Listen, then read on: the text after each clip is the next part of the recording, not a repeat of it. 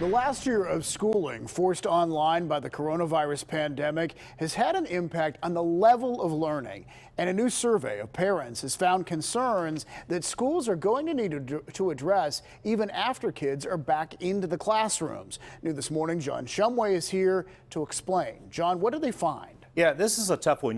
No one expected to be forced from their school buildings a year ago. And the need to adapt has resulted in, you could say, years of change accomplished in just a few months. Overall, I think there's a sense that kids are more resilient than we give them credit for, and that the long-term effects of this will be not as negative as we're concerned about over the past few months. But the nationwide survey by Connections Academy did reveal issues. There's definitely still a digital divide in this country, which is crazy if you think about it. There's something that as a society we should be looking to close that gap as soon as possible. High-speed internet ought to be a right as much as clean air and water. And not everyone has thrived learning at home.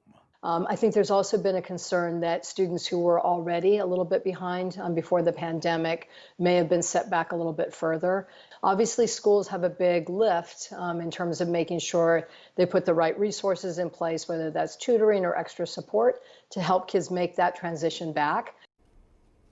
Now, all that understood, parents still generally are fairly favorable toward the idea of including some form of cyber education even after the kids are back in the classrooms, David.